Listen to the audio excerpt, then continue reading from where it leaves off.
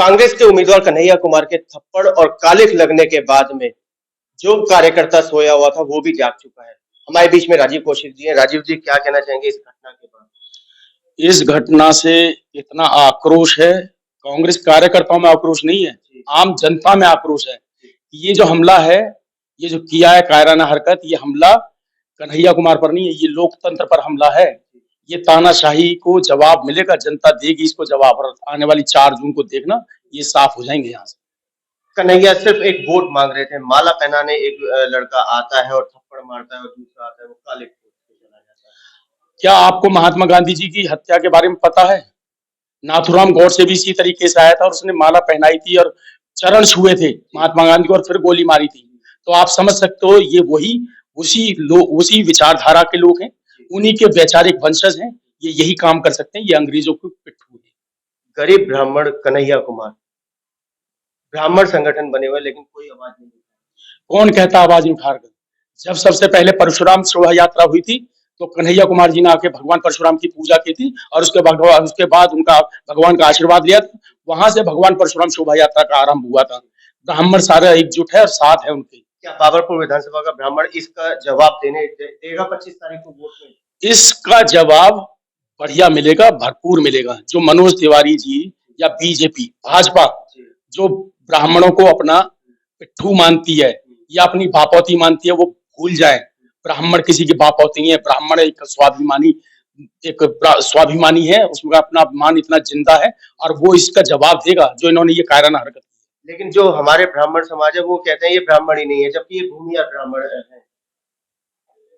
कौन कहता है कि ब्राह्मण नहीं है? जो भाजपा से प्रेरित है ब्राह्मण है। अब भाजपा वालों को खुद पूछ लें कि वो ब्राह्मण है या नहीं है। उनके हिसाब से तो हिंदू भी वही है जो भाजपा को वोट दे रहा है, वो हिंदू है। इसके मतलब केवल इस देश में वो जो 25-30% जो 27% लोग भाजपा को वोट दे रहे हैं वही हिंदू है। फिर तो बाकी तो हिंदू ही नहीं रहे। तो हिंदू की परिभाषा या ब्राह्मण की परिभाषा वो नहीं लिखेंगे। वो होगा जो ब्राह्मण है, वो सबको पता है। साधारण कन्हैया कुमार प्रत्याशी 2 पट्टी की चप्पल में चल रहा है, साधारण कपड़े पहन के वोट मांग रहा है और एक तरफ हजारों करोड़ का मालिक।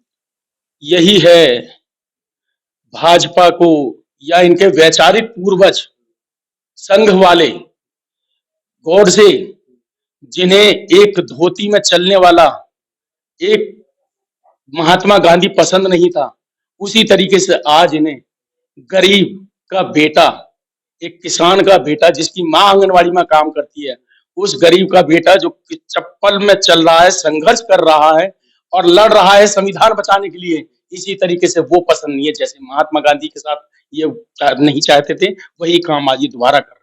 राजीव जी, कहीं ना कहीं बौखलाहट है, इसीलिए मोदी जी को चुनाव प्रचार में आना पड़ा।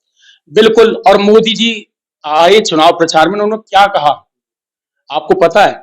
उन्होंने एक बार ये नहीं कहा कि मैंने ये कर दिया या देश के लिए कर दिया, युवाओं के लिए कर दिया, महिलाओं के लिए कर दिया। अरे वो कहेंगे भी किस मुंह से? क्योंकि आपको पता है 4000 बलात्कार करने वाले रेवन्ना का वो खुद चुनाव प्रचार कर रहे थे, उसके लिए हाथ जोड़कर वोट मांग रहे थे उस बलात्कारी के लिए। फिर उसको उन्होंने भगा दिया।